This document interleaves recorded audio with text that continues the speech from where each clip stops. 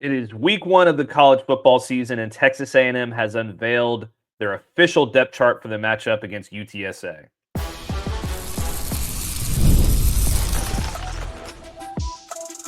You are Locked On Aggies, your daily podcast on the Texas A&M Aggies, part of the Locked On Podcast Network, your team every day.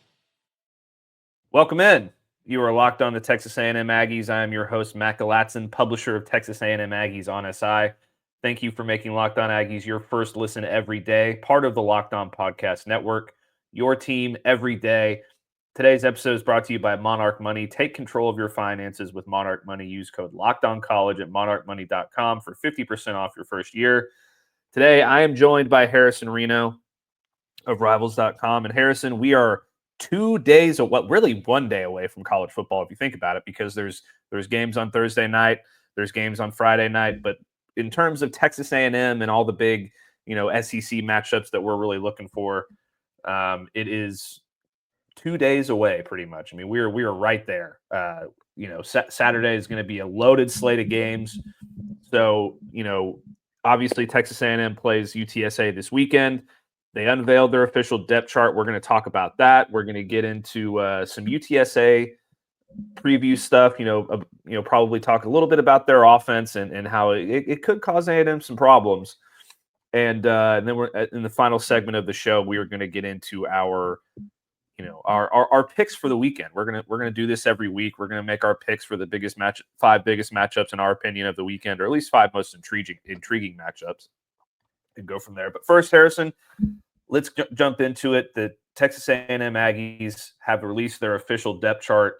Before I get into going, position by position by position on where we are, is there anything on there that kind of surprises you or shocks you in any way? I think maybe the only thing is that Terry Bussey wasn't one of the listed three starters at either of the three spots at receiver. He's listed an or for two of them. That's the only thing that really stands out to me so far, in terms of surprises. But other than that, I think it started out much like I would expect.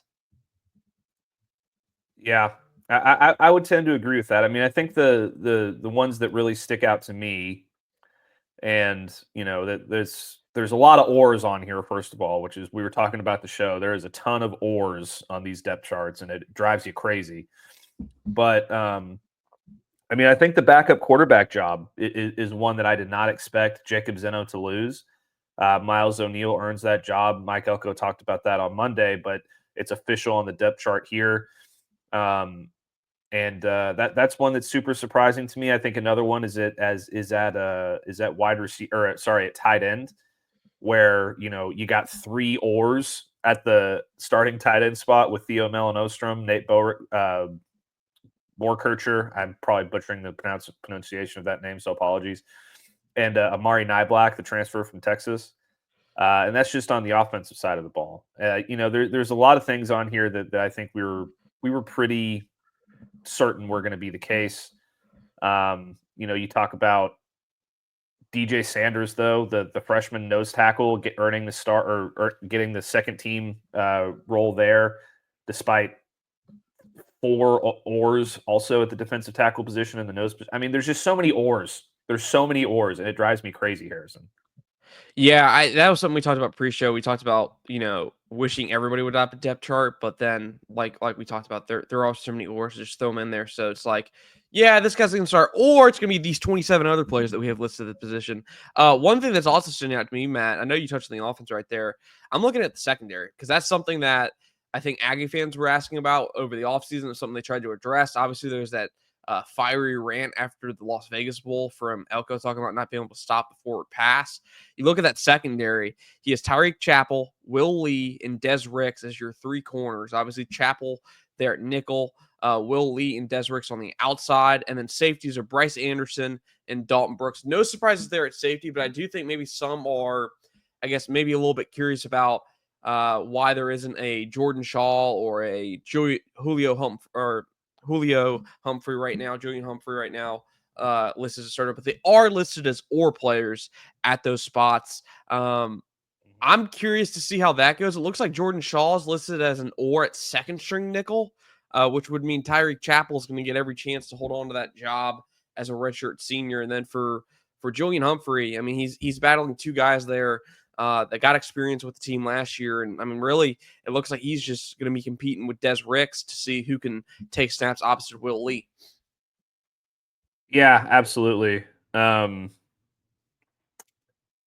at a certain point, and we're about to go through this entire thing and give you every position by position, but at a certain point, like what is the point of releasing a depth chart if almost every position it's this guy or this guy, it's this guy or this guy? Like, it just seems kind of like a waste of time to me, but I guess you technically have to do it. But let's start to go through each position by position. We'll start on offense, and I'll go through a couple, and Harrison, I'll ask you if there's anything that kind of stands out to you here or there. But for the most part, I think it's pretty chalk. Start at quarterback. Obviously, Marcel Reed is your first string guy. Miles O'Neill wins the backup job. The 6'5", 220-pound redshirt freshman. And behind him at quarterback is Brady Hart or Jake Zeno. And then at running back, you have an or between Le'Veon Moss and or Reuben Owens as the starter there. Behind them is Amari Daniels, Jamarion Morrow, or E.J. Smith. And then at the first wide receiver position, we have Casey Concepcion, backed up by T.K. Norman. Another wide receiver position, we have Mario Craver with an or with Terry Bussey, backed up by Isaiah Williams. And then the third wide receiver position, we have an Ashton Bethel-Roman or Terry Bussey at first string, and true freshman Kelshawn Johnson as the backup there. We spoke about tight end Theo Melanostrom or Nate Boerichter or Amari Niblack are your starters. Micah Riley is behind them, followed by Keati Armstrong, the true freshman. And here's your offensive line makeup here. So you have Trey Zune or Reuben Fothery at left tackle, which I fully expect Trey Zune to get every single starting snap at left tackle, backed up by Lamont Rogers. Your starting left guard is Chase Bizantis, backed up by Ashton Funk or Tyler Thomas. Your center is Mark Naboo or Trey Zune, which is kind of an interesting one to me, backed up by Coley Faui. I have never been able to pronounce that one. Apologies. Your right guard is Armaj Reed-Adams, backed up by Blake Ivy, and your right tackle is Demetrius Crownover, backed up by Robert Borden. Interesting there that Trey Zune is sort of your other center in this offensive line. I did not expect to see that coming in. I know he's played a couple different spots along the offensive line, Harrison, but that's an interesting one. Yeah, I don't know what to say there. I mean, that's I know they do try and cross train some of these guys, so usually you'll see a guy pop in and be your second string center.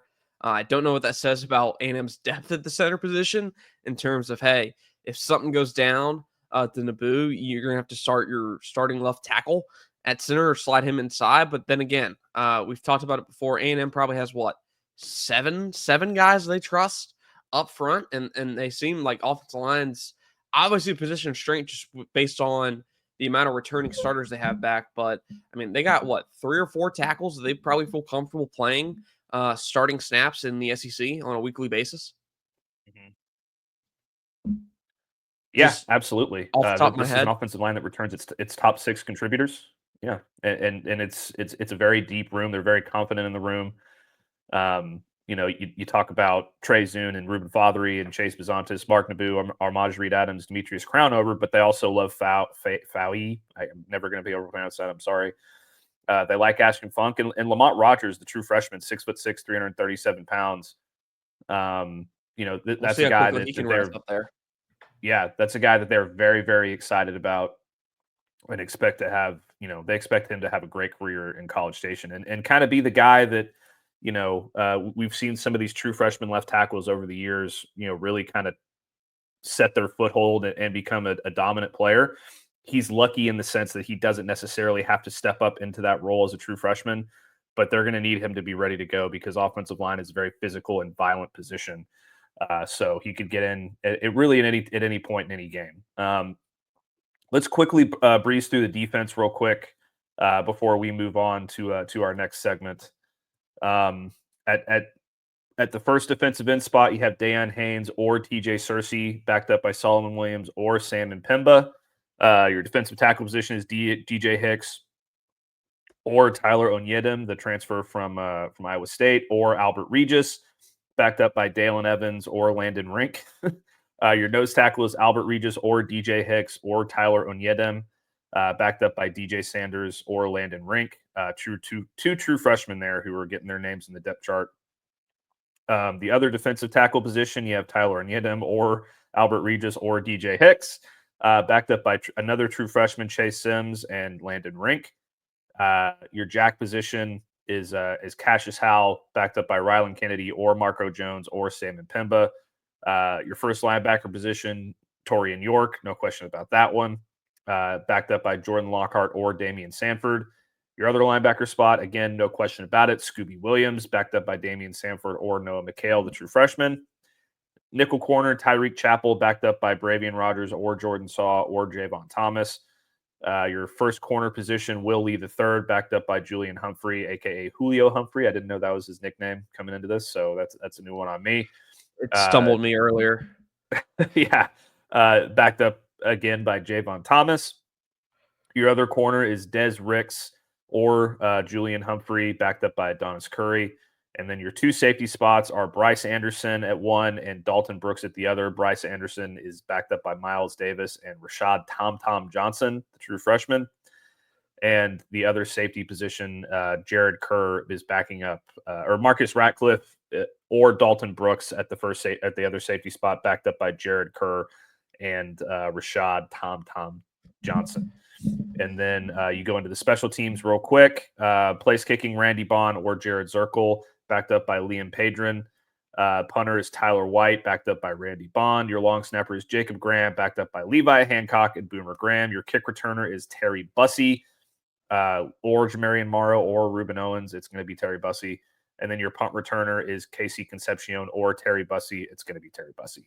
So that's your breakdown of the Texas A&M depth chart ahead of their Week 1 matchup against the UTSA Roadrunners. We are going to take a quick break, and when we come back, we are going to get into the Roadrunners a little bit and talk about their offense. Stick with us.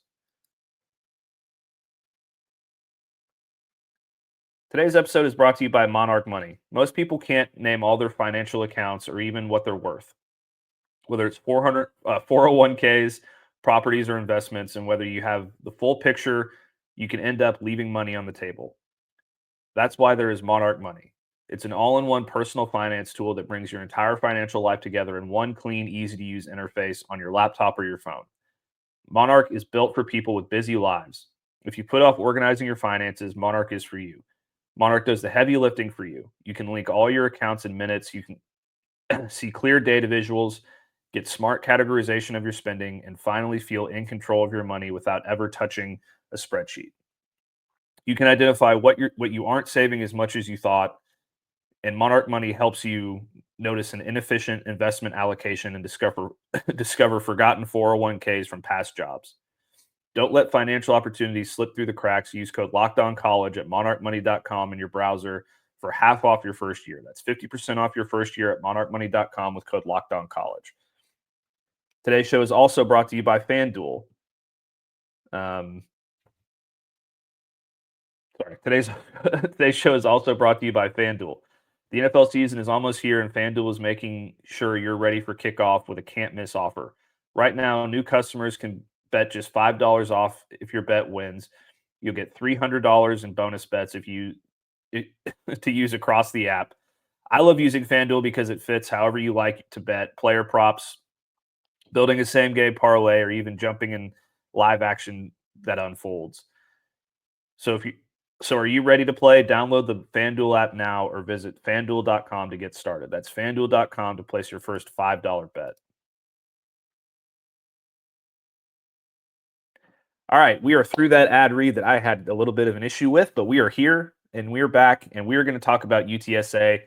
Texas A&M Aggies take on the UTSA Roadrunners on Saturday night, 7 o'clock Eastern, 6 p.m. Central, ESPN. The Aggies are favored pretty heavily at the moment. You look at the spread right now, and it's according to ESPN Bet, it's minus 24.5 with a 57.5 over under in favor of Texas A&M. We both made our picks for this game on Monday in terms of the spread and whether or not we think A&M is going to cover. I think A&M is going to cover. I think they win this game by at least 30 points. I think Harrison as well has them covering. But that's not to say that there won't be some challenges here with the Roadrunners. And I think that, but before we get into what those challenges are, I think we need to realize that Jeff Traylor is a hell of a football coach, and he has run a really good program there at UTSA for quite some time now. He's been a hot up-and-coming coach. They've put a lot of guys have left there after being developed very well to go into the transfer portal and join contenders. The point there is he's developing guys very well. He's done a great job there building a good in-state program, and I think that it would be foolish for Texas A&M to take the Roadrunners lightly. Yeah, I mean, this is a game where I get it. They're favored to win by a lot, and it's easy to go in there. I think you're going to go ahead and just roll over. But this is a game where the Aggies going to go in there and dominate and put on a good showing. Nonetheless, even though it's not a Notre Dame in week one or a high powered opponent. But yeah, like you said, they are. I think it's 28.5-point favorites over the Roadrunners. 24.5-point favorites per ESPN Bet. It's 24.5. But like you said, there are some aspects of this UTSA team that could, I guess, maybe put up a little bit of a surge early or make a few surprise plays early in this game before A&M just fully takes control and dominates this game as you and I expect. Yeah, absolutely. And it's going to be an interesting matchup, a more interesting matchup than I think a lot of people are giving it credit for. I do think A&M eventually, takes over the game and extends the lead. But I think that there's going to be some points in there where UTSA makes it a little testy for the Aggies, and I think it's going to start with UTSA's offense.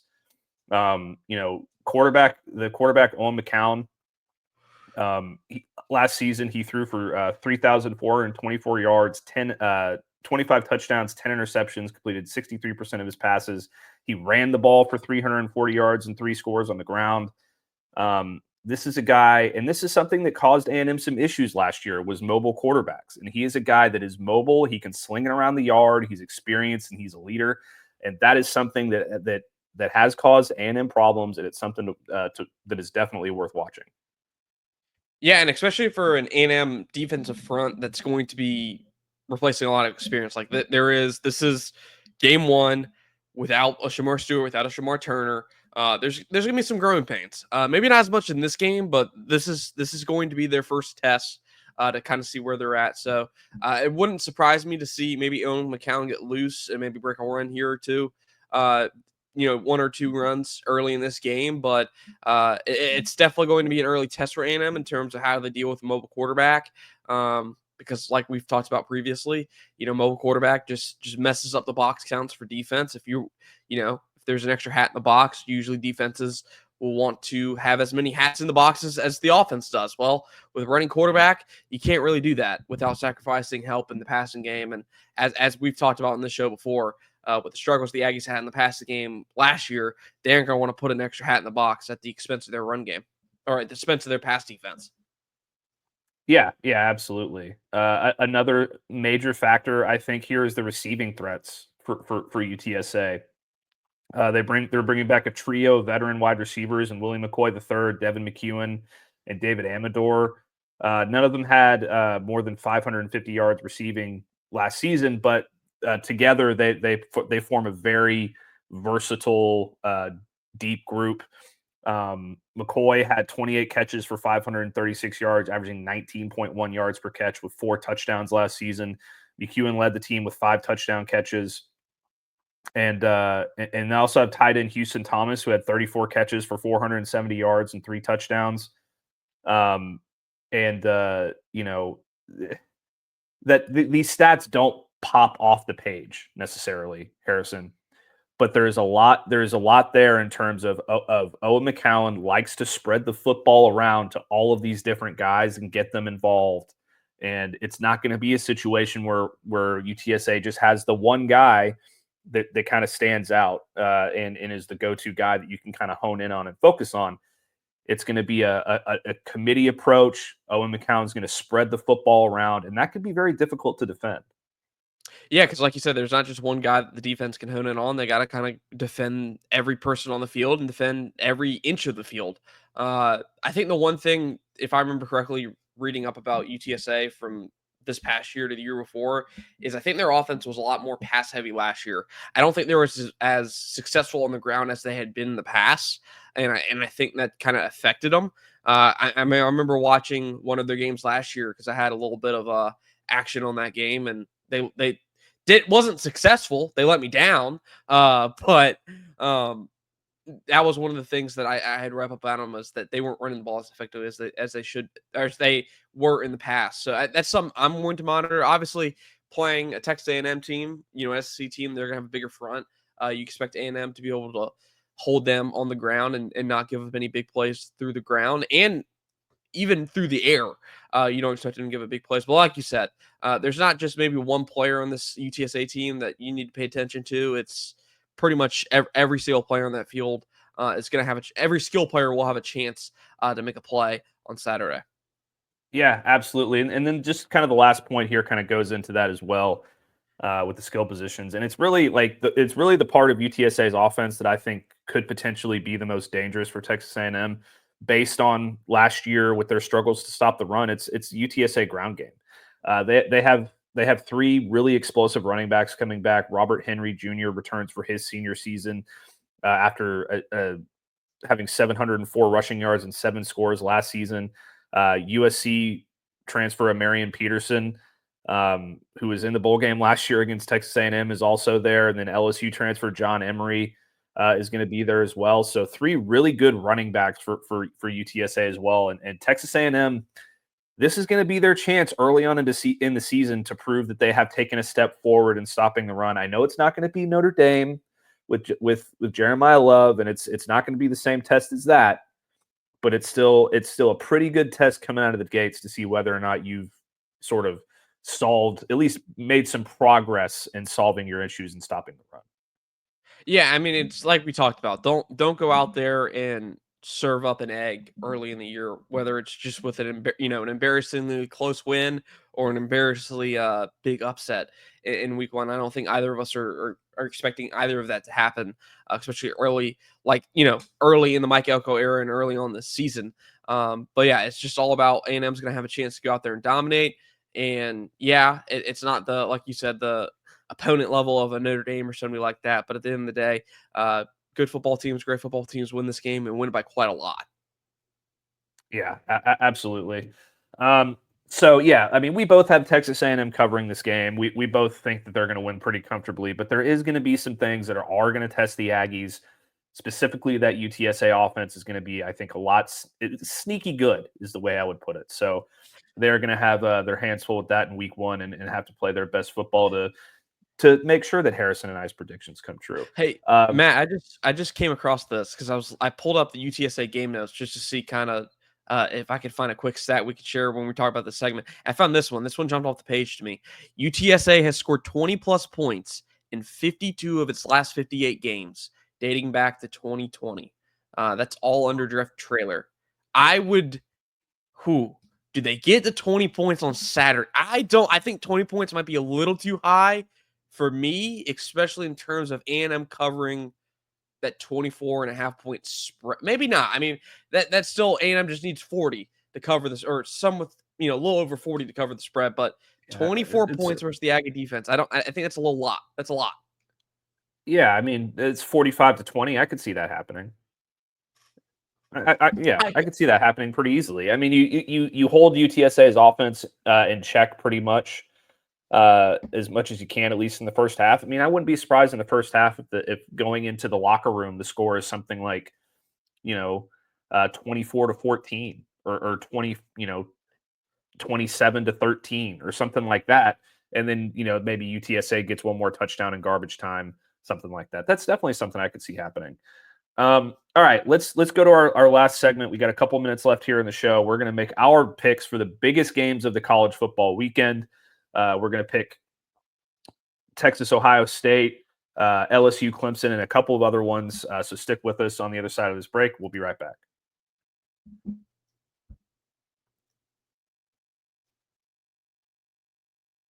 We have an important request.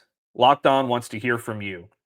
We've put together a survey to learn more about our listeners and make your favorite podcast even better. This is your chance to tell us what you like, what you don't, and answer questions about our advertising. Go to lockedonpodcast.com/survey to get started. Everyone who completes the survey will be entered for a chance to win one of 10 $100 Amazon gift cards. Again, that's lockedonpodcast.com/survey. You can also find the link in the show notes. Thanks for helping us out. Today's episode is also brought to you by Supply House. When the opening whistle blows on a new repair, get your crew moving forward with Supply House. Order today and see parts on your doorstep tomorrow. Over $280,000 or 280,000 plumbing, HVAC, and electrical items from the most trusted brands in the business. This is real-time inventory and honest lead times keep you from punting projects. While their industry-leading customer service always has your blind side covered. Need parts fast for a project? Supply House has the next day delivery. Talk about game day changer. Join the free Trademaster program today and score serious perks like priority shipping, lower prices, and a dedicated support line. Visit supplyhouse.com to sign up for free and use promo code SHCollege5 for 5% off your first order. That's supplyhouse.com. Real people, real service. All right, Harrison. Week 1 of college football is upon us. I have been wrestling back and forth with what games I am most excited about. I think Texas Ohio State is obviously the one that comes off the top rope as the champion of the weekend. You know, this is probably the biggest non-conference opening week matchup that we have ever seen, at least in the last decade. You got LSU, Clemson. Yeah. You got LSU, Clemson. You got Alabama, Florida State. You got Miami, Notre Dame. I'm wrestling with this fifth one, and I'm gonna leave it up to you which one we do for the fifth one. But we're gonna pick those first 4 games against the spread and give you our predictions for those. We've already given you our prediction for Texas A&M in the last segment, so Harrison and I both have that one covering. So for the 5th game, before the show, I told Harrison it was going to be Tennessee-Syracuse, which is a good one, and we can still do that one. Or we could either replace that one with Auburn and Baylor on Friday night, or we could just do both and pick 6 games. What would you rather do, Harrison? Might as well pick both. I say both. It's week 1, and it's a loaded slate. All right, yeah. So we'll do both. We'll start with Auburn Baylor since that one's on Friday night. And we've only got a few minutes here left in the show, so we're not gonna sit here and give you full breakdowns for each game, but we'll give you some notes here and there. But Baylor and Auburn, the Tigers head to Waco to take on the Bears in a very, very underrated game that could just be an absolute cauldron for the Tigers there with Hugh Freeze and their 3 offensive coordinators and their Jackson Arnold, who knows what's going to happen there. Auburn is favored by 2.5 points. The over-under is 59. I'll go first here, Harrison. I think Baylor wins this game, and I don't think it's close. I think it's a double-digit win for Baylor, and I've got them putting Hugh Freeze on the hot seat very, very early on in the season. See, I think I'm going to take Auburn minus 2.5 here. I'm not very confident in Auburn this year like others are. Big struggle point for me is Auburn was 120th in turnover margin last year, -9. They turned the ball over like it was a hot potato. They can't do that. So and that's really if they turn the ball over, continue to do that at a high rate in this game, they're going to lose this game. But yeah, I'm going to stick with Auburn here to get the win early in the year to maybe give a little bit of a boost to Hugh Freeze. Yeah, to each their own. I don't believe in Hugh Freeze. I don't believe in the Tigers. I don't believe in Jackson Arnold. I think they have really good wide receivers, but it is what it is. We'll see what happens there. The next game that we are going to pick is arguably the biggest game of the weekend, Harrison. Not arguably, actually. This is the biggest game. This is, according to a lot of people, this is the biggest game in the history of non-conference games ever in week one. Texas versus Ohio State. Arch Manning versus Julian Sayin. Ryan Day versus Steve Sarkisian. Michael Taft versus Caleb Downs. Ryan Wingo versus Jeremiah Smith. Defending national champions versus who I consider the national runner-up in Texas, because whoever won that game was going to beat Notre Dame. I'm convinced of that. I'll let you go first here since I went first in the last one. So give me your pick real quick. It's easy to wrestle with this one either way because there are unknowns on both sides, but I trust Steve Sarkisian. I've seen Steve Sarkisian walk in to Alabama and beat Nick Saban when it was impossible to beat Nick Saban in Tuscaloosa. I saw him walk into Ann Arbor and beat Michigan when Ohio State hasn't beat Michigan in 4 years. I'm taking Steve Sarkisian. I'm taking Arch Manning. I'm taking probably the best defense in college football to win this game, and what I hope is going to be a tremendous game. But I have Texas not only covering the 1.5 point spread, but I have them winning this by touchdown. Yeah, I'm right there with you. I think that there's a lot out there about people talking about how much Texas has lost in terms of offensive line and interior defensive line and wide receivers. You look across the board at Ohio State; they also are starting 4 new offensive linemen. They're replacing their edge rushers instead of their defensive tackles. They're replacing their running backs instead of their wide receivers. They also have a first-time starting quarterback. So it's a lot. There's a lot more similarities between these two teams than people want to give them credit for. I'm also taking Texas. I think they win this game. I'm not going to give a score prediction, but I have Texas covering. I think they win by a touchdown. I will give a score prediction. I'll say 31-23. I think they win by 8 points, cover that 1.5 point spread, and go into week 2 continuing as the number 1 team in the country. All right, we're moving kind of slow here, so we're gonna pick these other ones a little bit quicker. Clemson-LSU is up next, Harrison. That game comes right after the Texas-Ohio State game at 6:30 p.m. Clemson is favored by 3.5 points. It is in Baby Death Valley, fake Death Valley, whatever you want to call it. I'm going to go first here. I'm going to take the Tigers. I think Clemson is one of the most talented, if not the most talented rosters in the country. They return the most production in the country, and they might have 6 first-round picks on this roster. So I'm going to go Clemson. I think they win by. I think they cover, and I think they win by like 27-23, something like that. You scare me for a second. You said I'm gonna take the Tigers. I'm like, please tell me you're specifying which Tiger. I'm going Clemson here. Clemson. Yeah, I'm going Clemson here until Brian Kelly shows me he can win a season opener. I ain't picking against him. Yep, Clemson exactly. That's my other point. The guy can't win season openers. He hasn't done it in 5 years. Why would he do it now? Okay, next one. Alabama versus Florida State. Kalen DeBoer comes in with a little bit of a target on his back, but not really because he's only in his second year. But Alabama fans are going to want a little bit more than they had last year. They are favored by 13.5 points against Florida State in Tallahassee. 50 points. The over-under is 50.5. I think I'm going to take Alabama here. I think this one's going to be a blowout. Yeah, Castellanos talked a little too much in the preseason. Shouldn't have done that. Alabama's going to come out, look like the Alabama of old, and just put the beat down on the Seminoles. Yeah, Alabama might have the best offensive line in the country. They might have the best defense overall in the country. That's going to be a really, really good football team. And then finally, we will make what is my pick for like the most underrated, intriguing game of the weekend. That's Miami Notre Dame, Catholics versus convicts, old school rivalry from back there in the day. I love this matchup. I think this game is awesome. Miami is 2.5 point underdogs at home against the Fighting Irish. I'm going to take Notre Dame here. I know CJ Carr is making his first start for Notre Dame, and it is on the road at Miami. That is not a difficult place to play. And I don't believe in Carson Beck or Bert Auburn, the kicker from for Miami. So I'm taking Notre Dame here to cover the 2.5 points.